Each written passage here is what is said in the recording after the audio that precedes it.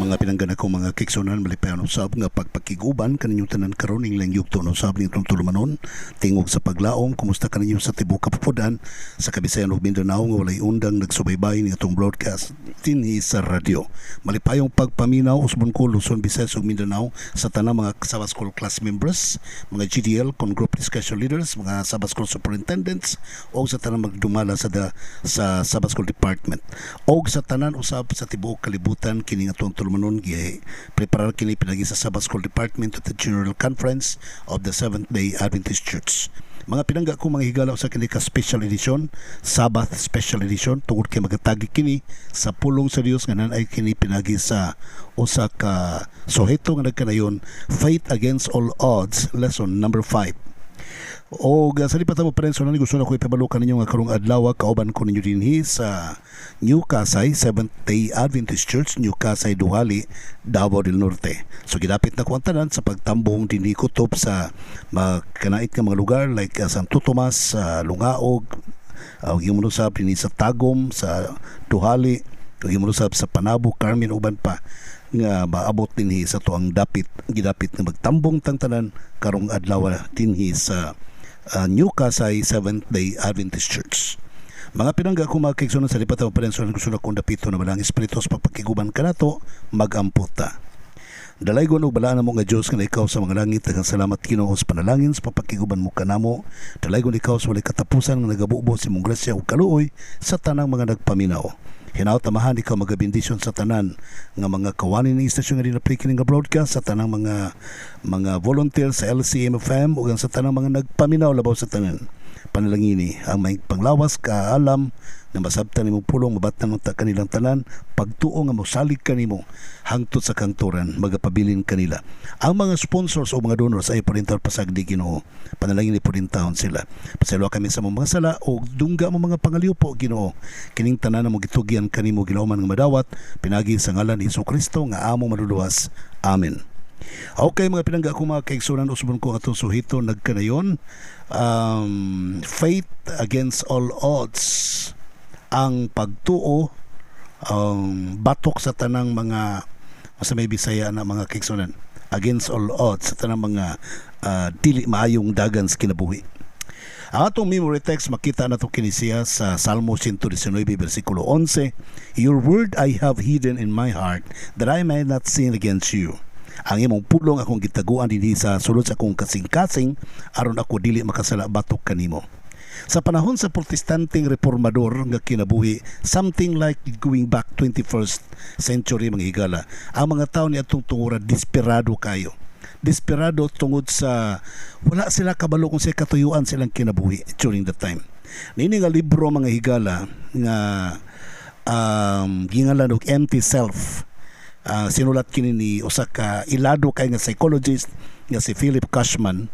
Iyang gidiscuss dinhi ang pagkawalay pulos sa kinabuhi nila ni atong tungura. Ang ilang pagtuo shallow ra gyud kay tanan. Anam-anam, nasabtan nila nga gamay lang gyud kaayo ang katinuoran o kaimportansya sa mga butang alang kanila, o wala na sila bili nining kinabuhi o sila andam na silang magpakamatay or mga matay kay wala sila angay kinabuhian nining kinabuhi. Apan ang mga lalaki, mga babae, mga anak sa mga protestanteng reformador, lahi sila mga kaigsunan o pagpanglantaw sa kinabuhi. Doon na sila nakinabuhi sila kanang abiding purpose worth living for. Doon na sila pagbati nga doon na bili ang ilang kinabuhi. Ang ilang gituan mao kini. Nagpadayon sila nga nangalagad bisan sa kapait, nga walay pag-compromise silang integridad. Ang ilahang pagtuo dili mabulag gikan kanila. Ang pagsalikway sa ilang pagtuo may usa ka dako kaayong pagsalikway sa ilang pagkatao o sa ilang pagkamao. Sa natad sa kamatayon diha silang kagulingon, doon na sila inner peace. So nining si manahon na atong gitun-an ang mga pipila ka mga reformador sa panahon sa medieval ages. Ato silang i-explore ang ilang mga life-changing teachings. Ang ilang mga pagtuludan nga makapabag-os kinabuhi pinasikat sa balaang kasulatan aron makab-ot ang kining gitawag og genuine purpose in life. Ang tinud-anay nga katuyuan sa kinabuhi, the true meaning of life, ang tinud-anay nga kahulugan sa kinabuhi. Sabto nato mga kaigsunan ang walay katapusan nga kamatuoran nga gipreparar para kanato alang sa grabe o katapusang krisis sa kasaysayan sa panagbangi tali sa maayo ug sa dautan. Ang gubat sa mga reformador nga giaway ang ilang gipakig labanan o giaway nila ni adtong panahona, usa kadto ka gitawag og sa English gitawag og to pick up where they left off. Punita og diin nila gilabay. Kita pod ato na diskubrihan karon nga ang Dios dako kaayo sa tanang mga challenges nga atong giatubang. Ang Dios may naghatag nato og kahulugan sa kinabuhi, katuyuan sa mga butang nining kinabuhi nga diin ang kalibutan dili makahatag kanato niya na. Busa mga pinangga ko mga kaigsunan sa atong pagpamalandong. The faith against all odds, ang pagtuo kalaban sa tanan nga mga dili maayong butanga. Let's go back to 1600 or 16th century. Ang work mga kaigsunan, ang buhat ang buhat nagasugod sa niadtong 1600, 200 years. Okay? Nagsugod nitong 200 years earlier than Wycliffe. Sayo pa una pa kay kang Wycliffe mga higala. Gakato si Wycliffe gitawag siya the star of the Reformation. Nagsugod og sidlak mga kaigsunan. Nagsugod og sidlak nga masigag yung kaayo og ang mga sidlak sa reformada niabot. Kini reformasyon mga higala nga base sa lima ka mga fundamental points. 1600 midagan og mga 200 years after disidlak pag-ayo ang buhat sa reformador. Una, sola scriptura, scripture alone. Ikaduha, sola gratia or sola gratia, only grace or grace alone. Ikatulo is sola fide, faith alone. Solos Christos, Christ alone. Soli Deo Gloria, to God alone the glory. So kini sila nga mga pundasyon karon sa pagtuo, muna ito pagatun-an mga higala. Kining sola scriptura, sola gratia, soli Deo Gloria, muna itong pagatun-an. The Bible available to everyone. Dapat tanan yun makagunit sa Biblia. That's the second thing that we need to discuss. And the Bible interpreter, mga interpreter sa Biblia, muna sila gitawag og foundation of faith.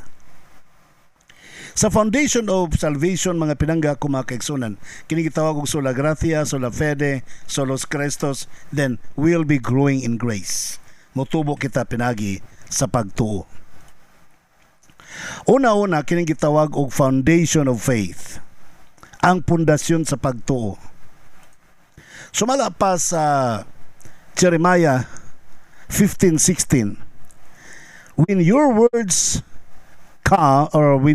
came, I ate them. They were my joy and my heart's delight, for I bear your name, Lord God Almighty. Sa diyan abot imong pulong akong gikaon, mo ni ang kalipay sa akong kasing-kasing og nagmaya. Kaya akong gidalang imong ngalan, ikaw Dios, Ginoong Dios nga gamhanan.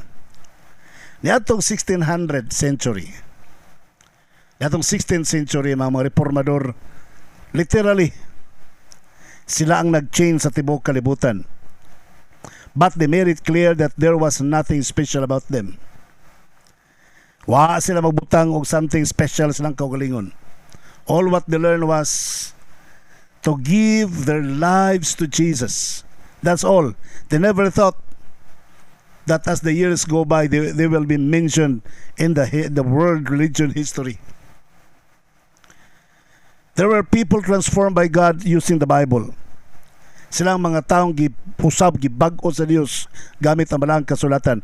Tungod niini nga rason, na-declare ang idea. To God alone the glory. Sa ato pa, wala tay ato, tanan iya gyud pahimaya sa Ginoo. Kini nga transformasyon nga nahitabo diha kanila, nahitabo kini pinaagi sa pagkanunay basa sa Balaang Kasulatan og ila kining gisabot og kini nakahimo og dakong milagro sa ilang kinabuhi. Unsa may gisulti sa Biblia? Ug unsa may mahimo nako niya na? Nagsulti nga ang Biblia is the foundation of faith. Ang Biblia mo ay pundasyon sa pagtuo. By believing in His promises, we renew our faith and courage. Pinagi sa itong pagtuo sa Balaang Kasulatan, atong gibag-o ang atong pagtuo, ang atong kaisog. Ang Biblia, mga higala, may nagbilin kanato o usa ka mga bunga sa kahoy sa kinabuhi. Ang Biblia may naghatag kanato pangidlap sa kalipay, pangidlap sa paglaom, pangidlap sa kahayag. Ang Biblia may naghatag kanatog direksyon, kasiguruhan, kusog o kaalam. Ang Biblia, mga kaigsonan, alang sa pagkinabuhi sa tuang lawas nun, utok nun, pagbati o espirituhanon, mao'y naghahatag kanatog kinabuhi. Niadto mangit-ngit nga panahon sa kasaysayan, ang Balaang Kasulatan sa gunson diha silang kinabuhi nga nagtudlo kanila sa ilang kinabuhi nga magpabiling putli, magpabiling matarong, magpabiling matinud-anon sa maong pagtulunan. O karon mao ni ang ato pod unta nga isunod-sunod pagpasulod sa atong kinabuhi ang Balaang Kasulatan. Higalag mga pinangga ko, mga kaigsoon, let's talk about Bible available to everyone.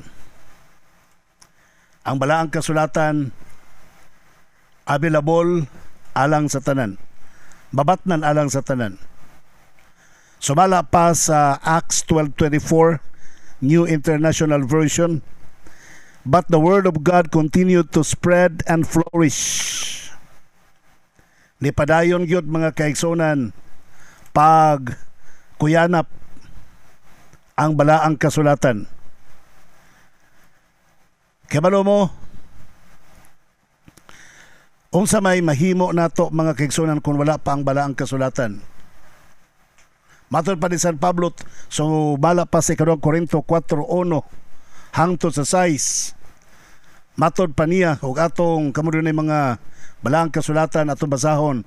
Therefore, since we have this ministry, busa sukad gaduna tungod kaduna kita nini nga ministeryo, as we have received mercy, mayon nadawat nato ang kaluoy, we do not lose heart, dili ta magpakawas paglaom.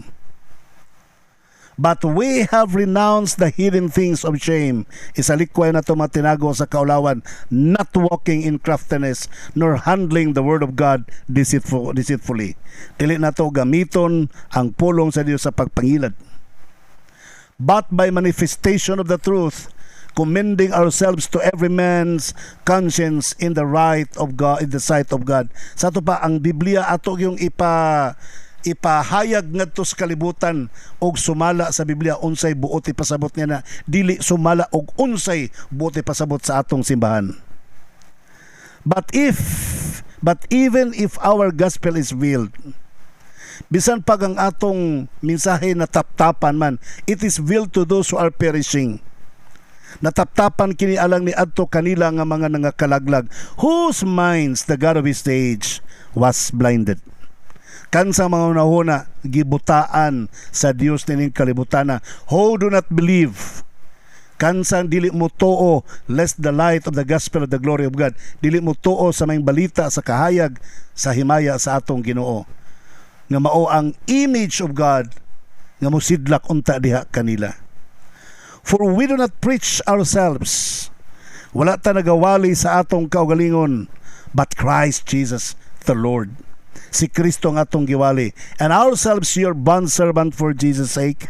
Kita sa atong kaugalingon, mga ulipon kita diha kang Kristo alang kaninyo, but it is the God who commanded light to shine out of darkness. Si Kristo ang Dios, mo'y nagapasigas yang kahayag diha sa kangitingitan, who has shone in our heart, mo'y nagsidlak sa tong kasing-kasing, to give the light of the knowledge, aron paghatag sa kahayag sa kaalam o kahibalo of the glory of God in the face of Jesus Christ.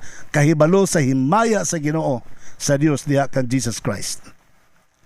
Higalag mga pinangga ko mga kaigsonan, si San Pablo mismo, kabalo siya, nga ang iyang pagwali sa mga balita, ang iyang pagpakatap sa pulong sa Dios, kabalo siya, nga mag-atubang siya mga karisdanan, mag-atubang siya mga pagbiay-biay, mag-atubang siya mga pagpanglutos, o mga bunog, bato, bunal, sumbag, ngayang madawat. Pero kompidente si San Pablo nga in the long run, in the end, mudaog ra gihapon ang pulong sa Dios. Sumala pa sa 2 Corinthians 13. Namatod pa niya, for we can do nothing against the truth, for it is the truth. Wala tayo mahimo batok sa kamatuoran. Kay kamatuoran na sa to pa, ang kamatuoran murag bulawan, matud pa ni San Pablo. Bisa pagtambakan ninyo nigdaghan kayong lapok, maabot ra gyapon panahon nga makutkutan ra gyapon nga bulawan o magpabilin gyapon bulawan nga magasidlak sa tumang katinud-anay sa iyang kasilaw. Ang mga reformador, mga higala,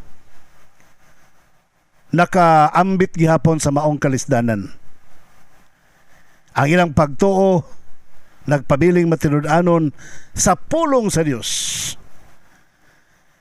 Nahimo silang good example sa kaisog, sa natad sa nagdilaab nga mga kalayo nga giatubang sa mga pagsulay sa mga reformadors, sama kang William Tyndale dito sa England, mga higala. Kaya ba mo sinitabo ni William Tyndale? Nag-translate siya og Bible nga iyag yung giampingan pag-ayo pag-translate nga gikan sa Griego ug Hebro ngadto sa English.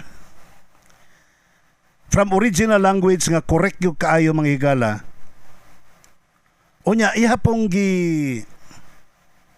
gi-modify po, iya pong gitabangan ang translation ni Wycliffe nga mo haom 140 years back. Sa to pa doon na Biblia si Wycliffe nga gipaningkamutan po ni William Tyndale nga mo mas muduol pag-translate dito sa original. Kini maong Bible translation ni Tyndale, mga higala, giprint niya ni dito sa hukmanan sa Germany, gipangdakop ni according to the law of the government, the decree of the government in dito dapita, mga kaigsunan. And his trial took place in Belgium niyadtong 1536. He was condemned of the charge of heresy and sentenced to be burned. Gi-charge siya nga erehis o gidesisyonan siya nga pagasunugon. Ang iyang mga executioners nga maoy nagbilanggo niya, mga kigsunan, samtang gahigot niya diha sa staka, o niya na nagsunog siyang lawas. Doon na siya words dayon niyang kamatay nga gilitok. It was a prayer word. Matod pa niya, Lord, open the King of England's eyes. Muna yung prayer, mga higala. And I would like to tell you, that prayer was uttered by a dying, burning down William Tyndale. It was in the year 1536 in Belgium. They were under England during the time. Ang iyang prayer, Lord, open the King of England's eyes. Ablihi ang mga mata sa hari sa Inglaterra. Kabalo mo siya nahitabo miraculously. Ang prayer ni William Tyndale gidungog sa Ginoo kay within 4 years of his death. 4 years of his death, mga higala. 4 English translations of the Bible were published. Pila palang katuig sa iyahang human siya namatay, ang Inglaterra, ang Harris Inglaterra nagpa-printag upat ka mga versions, translation sa balaang kasulatan, and one of them was the 1611 King James Version of the Bible. May giprinta nitong tungura. O ang King James Version may pinakaduol sa William Tyndale's version. Pinakaduol sa Tyndale's version. And 54 scholars nga nag-produce niini nga libro gikan kang Tyndale sa earlier English translation, nag-estimate, ang usa nag-estimate o nag-suggest nga ang Old Testament sa 1611 King James Version is 76% iyahan ni Tyndale's translation, and the New Testament is 83% iyahan ni Tyndale's translation. Sa 211,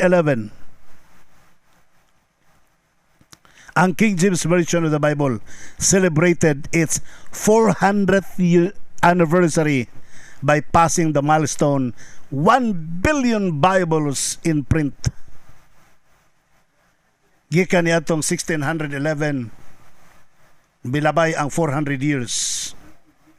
I-celebrate ang 400th anniversary pagka 2011 na nakaprinta sila billions, di na may hap og pinaka-billions, but more than 1 billion Bibles in print. Ang King James Version, may gala, doon na siya ay gidaghanon nga tens plural, millions plural, sa ito pa indefinite na, of people around the world. This was the sacrifice of William Tyndale. Alang sa mga nagwalis, may balita karon mahimong pait kasakit ang inyuhang natubangan.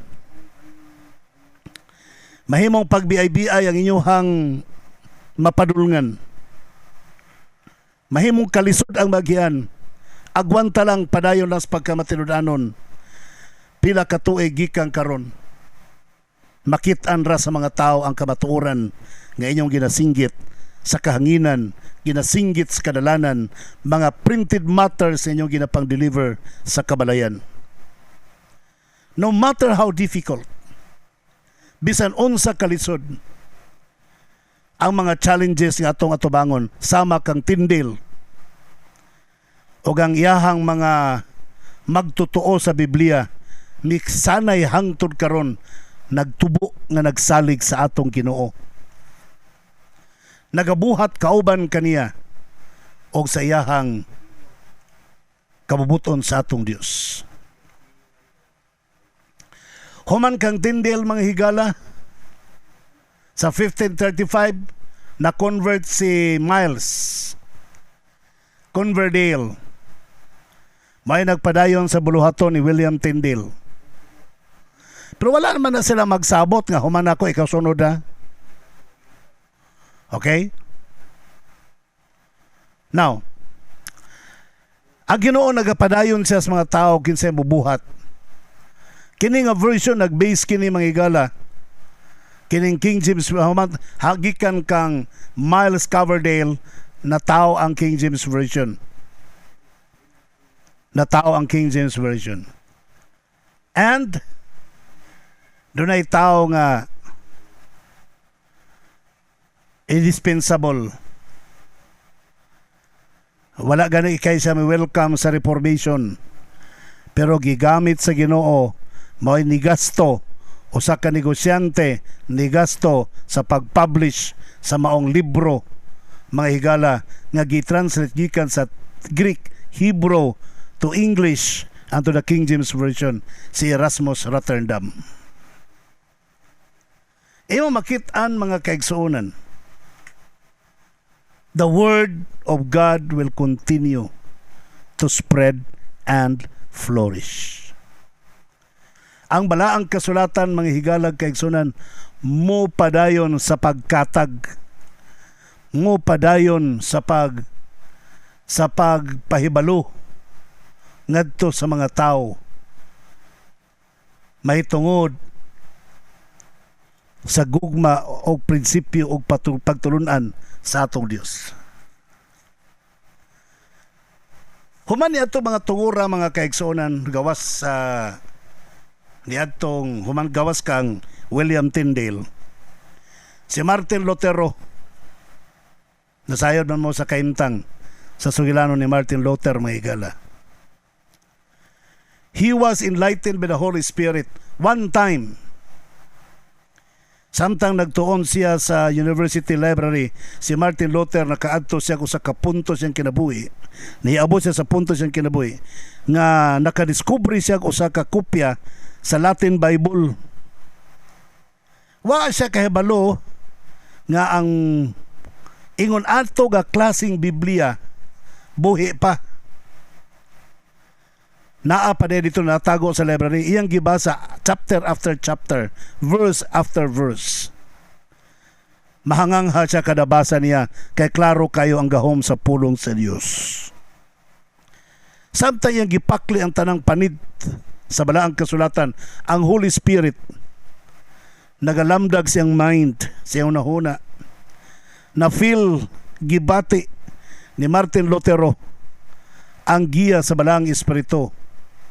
Nga mao ang kamatuoran nga gitaguan pinaagi sa mga tradisyon, pinaagi sa mga pagtulunan sa mga dakong simbahan. Doon ay gitawag mga kaigsuonan ha kanang Holy Writ sa dakong simbahan nga may nagtabon sa kabaturan sa balang kasulatan. Gani nakaingon sa kaniadto mga igsoon nga unta tagaan ta ko sa Ginoo ining pulong o ining klases Biblia aron ako matun-an. It was because the Holy Spirit led Martin Luther. It was the Holy Spirit, he was the Holy Spirit who guided Martin Luther. Sa John 14:25, the Lord promised that I will speak to you, I will bring to you another comforter. Verse 26, the comforter, the helper, will guide you into all truth. Sa 16:13-15, ang balaang kasulatan ipasabot diha kaninyo pinaagi sa balaang espiritu. 2 Peter 1:20 and 21 ang nagsulat mga gigiyahan sa balaang espiritu. Wrap up ta. Ang balaang kasulatan pulong sa Dios pinaagi sa balaang espiritu.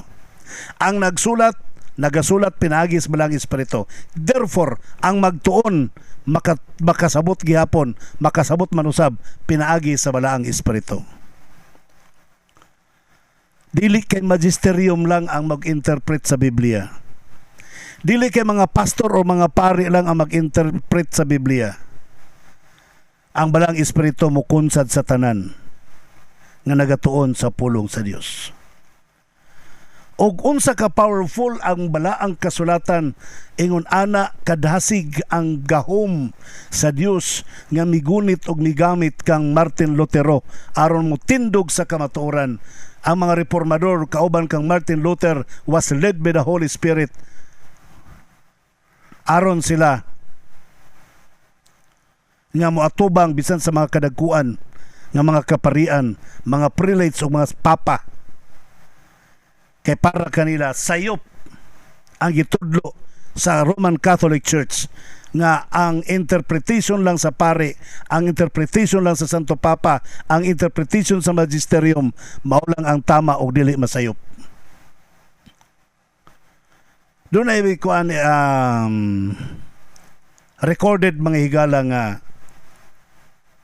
kining gitawag og panagkukabildo ni John Knox nga usa ka Scottish reformer og ni Mary Queen of Scots. Matod pa ni Mary Queen of Scots, he interpret the scriptures in one manner, and they, the Roman Catholic teachers, interpret in another. Whom shall I believe and who shall I judge? Matod pa ni Mary Queen of Scots, ikaw, John Knox, nag-interpret ka sa Bible Unya ang Roman Catholic Church pod nag-interpret pod og lahi. Kinsa may akong tuhuan o kinsa may akong hukman. Matod pa ni John Knox, mga kaigsunan, you shall believe in God that plainly speaketh in His word. Tuhoy ang Dios nga may nagsulti siyang pulong. Manay gitubag ni John Knox. And further than the words teaches, you neither shall believe the one nor the other. Kung pananglitan mugawas nagikan sa Biblia, ayaw nagtuo niya na. Sa to pa kato si John Knox nagtudlo nga kon mugamit nag other references, ayaw mo pagtuwa na. Bible and Bible alone. The Word of God is a plain itself. Ang pulong sa Dios tama na. Di na siya pwedeng dungagan. If there appear any obscurity in one place, kung na magaling niyo, nalibgan, di kanyo masabtan, the Holy Ghost, which is never contrary to Himself, nga mo dili magkigbangi siyang kaugalingon, mo explain matod pa niya. The same more clearly in the other places. Iyang explain sa laing mga butang, so that there can remain no doubt, but unto such as obstinately remain ignorant. Matod pa niya, dili ta magduha-duha kay ngano man dunay balang espiritu mugiya kanato. Keep on reading, keep on studying the Bible. Giyahan ka sa balang espiritu aron makabot imong kamaturan ug di ka magpabilin nga ignorante. Higalag mga pinangga ko, mga kaigsunan, dinhi na tao ka nang giingon nga sola scriptura, ang Biblia lang mang o walay lain, mga kaigsunan. Bible and Bible alone. Wa na gyud lain, Biblia ra gyud. Kung mugamit mga kag other references, mubalik yung ka sa Bible nga mao'y pinakalabaw sa tanan. Mugamit magkag history books, mubalik yung ka sa Bible nga mao'y original nga history books. Mugamit magaling kag other books to define the words nga gigamit according to the Bible. Pero ang Bible, ang sola scriptura, nagpasabot nga ang Biblia may pinakaibabaw sa tanang libro sa tibuok kalibutan. And who are these interpreter of the Bible? Sa 2 Peter chapter 1 verse 20, above all, you must understand that no prophecy in Scripture came about by the prophet's own interpretation of things. Labaw sa tanan imong masabtan nga sa tanang nakasulat sa balaang kasulatan, walay bisag kinsa nga kinaugalingong interpretasyon niabot, but by the Holy Spirit. Sa diyang si Martin Luther, mga higala, primero niyang basa sa Biblia, na bagong iyang life, siya ang pinakaunang na benefited sa iyang gibasa. Bago siya nagwaling ato sa mga tao, siya mismo ang nahimong ebidensya nga nabago siya. Sa ato pa nagbasa si Martin Luther sa Bible para sa iyang kaugalingon, dili para sa ubang mga tao. Sa dihang natagamtaman niya ang katamis kanindot, ang gahom sa balaang kasulatan nga nagkapabag-o kaniya, ni siga ang kahayag, ang kainit siyang dughan ug siyang kalawasan nga iya kining ipahat ngadto sa uban, kay sayang kung dili madunggan sa kadaghanan. Pipila ka mga katuigan nga murag dili masabtan ang Biblia kay gitago kini nila. Aware siya, mga kaigsunan, nga dunay balaang kasulatan, nagpari siya nga wa sa kabalog asa ang balaang kasulatan. Sa diyang natuklasan dito sa library, dito niya nakitaan, mga kaigsunan, nga ang pulong sa Dios buhi, kahayag taliwala sa kangitngit bisan sa tradisyon nga gipadako sa simbahang Katoliko. Ang balaang kasulatan may mupakpak kanilang tanan. That's why the Roman Catholic dili gusto nga dunay Biblia, ilang ipadako nga ang simbahan maoy haligi og kamatuog sukaranan sa kamaturan, dili ang balaang kasulatan. Mauna ang pagtulunan sa simbahang Katoliko. Ilang gipadako nga ang simbahan maoy mas bright kaysa pulong sa Dios, ug ang pulong sa Dios dili kasaligan, ang simbahan maoy kasaligan. Samtang si Martin Luther yan nasabtan nga ang pulong sa Dios mao gyud ang atong saligan. Ang pulong sa Dios mga atong kahayag, ang pulong sa Dios mao ang sukaranan sa kamatuoran. O ang Holy Spirit may nag-allow sa mga tao nga mag-interpret sa balaang kasulatan. Matod pa ni Sister White sa Desire of Ages, page 671. Matod pa mga kaigsunan, the preaching of the word will be of no avail without the continual presence and aid of the Holy Spirit. Matod pa ni Sister Ellen White, ang pagwali sa mga balita, wag pulos kung walay mapadayonong presensya sa balang espiritu nga magatabang kanato. This is the only effectual teacher of the divine truth. Mora niyang bugtong pamaaging mahimong epektibo ang pagpanudlo sa kamaturang langiton only when the truth is accompanied by the heart, by the Holy Spirit. Ang bugtong epektibong pamaagi sa pagwali sa pulong sa Dios kung ang heart, ang kasing-kasing magayran sa Holy Spirit. It will be quicken the science, the conscience, or transforms the life. Makapapukaw kini sa konsensya o makapabag-os kinabuhi. One might be able to present the letter of the Word of God. Mahimong ang usa makapadayag siya sa pulong nga sinulat sa Dios. He might be familiar with all its commands and promises. Memoryado niya ang tanang mga bersikulo may tungod sa mga sugo o mga pagsaad. But unless the Holy Spirit sets home the truth, gawas ko ng Holy Spirit, may mo plastar silang puluyanan sa kamaturan. No souls will fall on the rock and be broken. Walay bisag usa ka bato, walay bisag kinsa usa nga mahulog sa bato nga mao si Jesus Christ og babuak kini. Higalag mga pinangga ko mga kaigsunan, it is the word of God is preaching about, telling us about Jesus Christ, the foundation of salvation, nga mao'y pundasyon sa kaluwasan. Sola gratia, sola fide, and solos Christos. Matod pa sa Episo 2:8, for it is by grace you have been saved through faith, and this is not from yourself, it is the gift of God. Pinagi sa grasya, naluwas kamo tungod sa pagtuo o dili sa inyong kaugalingon, gasa kini sa Dios. Dunay tulo ka mga butang mga igsoon nga atong nahunaon nga maoy tinubdan basihanan sa atong kaluwasan. We are saved by grace alone. That's number one. Grasya na yun nakaluwas ka na to. Dili ka tong mga indulgences sa simbahan. Dili ka tong mga halad, mga unsa pa to ditong mga halad sa patay sa simbahan. No. Unsa pa na diyang mga sakripisyo nga ginabuhat sa simbahan. Second, the means to achieve grace is by faith alone. Kung naluwas man ta pinagi sa grasya, makabot na to ang grasya pinaagi sa pagtuo lamang. And this is the gift of God. Mauni ang gasa sa Ginoo. And this gift of God is the grace. And that grace is Jesus Christ. Christ alone. Tungod sa atong sala, gikondinar ta nga matay aron makabayad ta sa atong mga sala. Pero si Kristo nga wa makasala, mo'y nibayad sa sala para kanimo. Nakautang ta nga di ta makabayad. Si Kristo nibayad nga wala siya makautang. Si Kristo may naghugas sa atong mga sala aron ang atong mga sala di na musangpot sa pagbayad sa kamatayon. Siya ang nagpakamatay.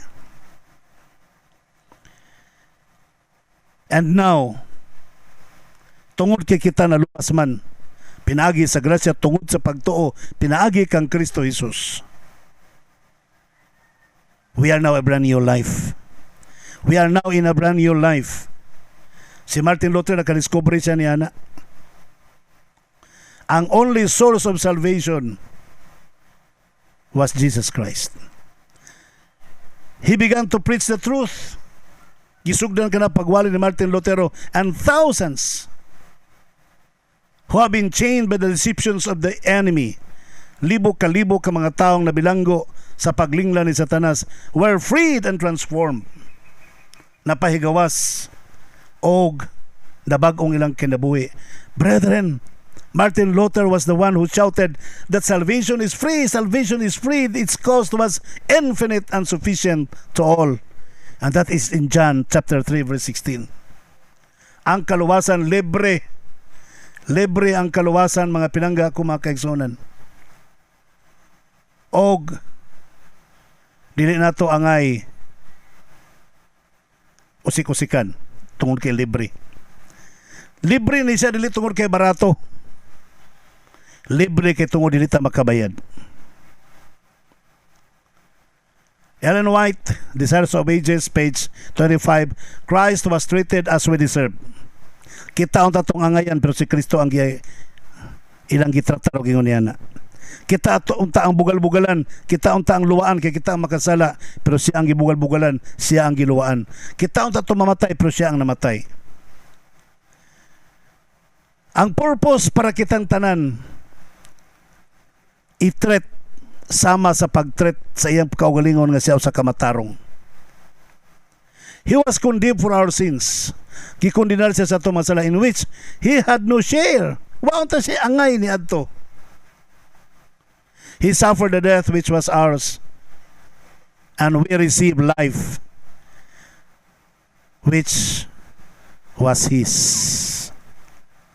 Atong nadawat ang grasya, ang kinabuhi nga dili angay kanato, angay unta kaniya. Sa dihang diyan si John Wesley one time ditambong sa meeting dito sa Moravian, London. Na-amaze si John Wesley sa pag-introduce ni Martin Luther sa Romans. For the first time in life, matod pa ni John Wesley, I began to understand the gospel. Something stirred within, and he felt strangely drawn to his Christ who had given his life for him. Gibati niya, mga kaigsunan, nga napadool siya kang Kristo samtang naminaw siya sa wali ni Martin Luther dito sa Moravian, London. Nga matod pa niya, I felt I did trust in Christ. Gibati na ako nga kinanan mo salig ako kang Kristo. Christ alone for our salvation. Sa kang Kristo lamang mao ang kaluwasan. And an assurance was given me that He had taken away my sins. Kasiguruhan gihatag kanako nga gikuha niyang ako mga sala, even mine, and saved me from the law of sin and death. Iya kong giluwas gikan sa balaod ug sa sala. Abi ninyo, mga pinangga ko, mga kaigsunan. Let us grow in grace. The sola gratia. 2 Peter 3 verse 18, but grow in grace and knowledge of our Lord and Savior Jesus Christ. To Him be glory both now and forever. Amen. Sa Bisaya pa, apan mutubo kita sa grasya o kahibalo diha sa atong Ginoong manluluwas nga si Jesucristo. Di ngadto diha lamang kaniya ang himaya karon og hangtod sa kangturan. You know what? During the Middle Ages, sa panahon sa Middle Ages, people thought about earning their salvation by works. By bulls, by lacerations, by pilgrimage, by idols, by patrons. Muna nilang pagbati sa unang nga maangko nilang kaluwasan. Kining tanan makadistress lang niya sa kaintang sa tao. It was never enough. Hangtod na diskubrihan nila sa mga reformador nga ang kaluwasan pinagi kang Kristo lamang, nga mao ang grasya pinagi sa atong pagtuo ngadto kaniya. And this is free. Gani bisan hangtod karon daghang mga kaigsunan akong Adventista nga wala kasabot. Wala pa gyud mawala silang hunahuna nga ang kaluwasan pinagi sa grasya ug dili pinagi sa trabaho, dili pinagi sa pagtuman sa balaod. Nangaluwas tang tanan pinagi sa grasya kang Jesus Christ. dili pinagis pagtuman sa balaod. Kung nagtuman manggaling tagbalaod karon, not because we want to be saved, but we have been saved. But pasabot na luwas na ta. We can have freedom from sin by Jesus Christ, not keeping the law aron makabatuntag kaluwasan. Pero nag-ingon San Pablo, ato bang lapason ang balaod aron mudagay ang grasya? Ingon San Pablo, simba ko lang, God forbid. So kung naanay grasya, ayaw lapasa ang balaod. You ought to keep the commandments, kay nga naman there was grace.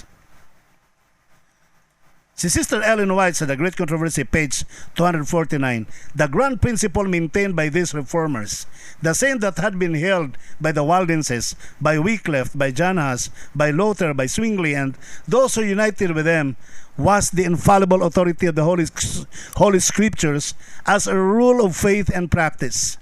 They deny the right of popes, councils, fathers, and kings to control the conscience in matters of religion. The Bible was their authority, and by its teachings, they tested all doctrines and all claims. Faith in God and His Word sustained these holy men as they yielded up their lives at the stake. Be of good comfort, exclaimed Latimer to this fellow martyr as the flames were about to silence their voices. We shall this day light such all candles by God's grace in England, and as I trust shall never be put out. Works of Hugh Latimer, mga igala. Matod pa niya, the grand principle maintained by these reformers. O sa may dako kayong prinsipyo nga gigunitan sa mga reformador sa medieval ages. Sama nga gigunitan sa mga katawan dito sa Waldensia. Sama sa kamatuoran nga gigunitan ni Wycliffe. Sama sa kamatuoran nga gigunitan ni John Huss. Sama sa kamatuoran nga gigunitan ni Martin Luther, ni Zwingli o guban pa nga kadto nakig-uban kanila, mao ang authority of the Bible nga dili masayop pinaagi sa balang espiritu nga mao'y giya sa pagtuo o pagkinabuhi. Mabitaw na mga kaigsuonan nga naminaw nako karon. Balik kita sa Bible tanan, oy. Ayaw na mugtuan na nga ipakaon ang pato, sumala pa sa encyclopedia, ipakaon ang pato kay stilan balik ta sa Bible, mga igsoon. Let's go back to the Bible. Pag naay doktrina yung madunggan nga di na mabasa sa Biblia, please discard. Ha? Kung masuko ng nagwali nga ipakaon ang pato tungod kay wa mo mutuo sa ilang referensya nga maong encyclopedia, bahala na sila din na. Kaya ang kinabuhi sa mga reformador, mga kaigsunan, bahala gipamatay, gipangsugbas kalayo, nibarug sila, kaya nakig-away, nakiglaban sila sa kamatuoran nga nakasulat sa balaang kasulatan. Higalang mapinangga ko, mga kaigsunan, ang Biblia may ilang gigamit nga maoy mo control kanila, dili ang Santo Papa, dili ang council, dili ang magisterium, dili ang mga pare, dili ang mga hari. Pero ang balaang kasulatan may mo control. Ang balaang kasulatan may mo test sa tanang mga doktrinas sa tibuok kalibutan. Ang pagtuo niya sa Dios, pinagi siyang pulong, may nagasustinar sa mga katawhan sa Dios, mga balaang tao, o sila ang nagagunit sa ilahang pagtuo o pinagi sa balaang kasulatan. Ang ilang pagsalig sa Dios may nagtugya, may nitugot nga sila maisugong mutugyan silang kinabuhi bisan pa ngadto sa kalayo, sunugon sila sa Roman Church. Matod pa ni Hugh Latimer, matod pa niya sa diyang gisugban sa kalayo, be of good comfort. Wow, be of good comfort. What a good encouragement. Muna gisinggit ni Latimer sa tanan niyang mga kaubang mga martyrs nga gapang dabdaban sa kalayo. Ang iyang tingog bilanog, mga kaigsunan, sa tibok arena, be of good comfort, be of good cheer. Nagpadayon sa nagkanayon, we shall this day light such a candle.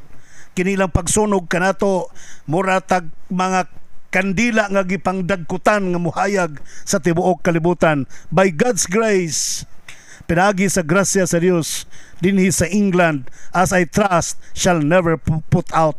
sa akong pagsalig dili kini mapalong ang kalayo nga nagdilaab sa atong lawas. Which is true.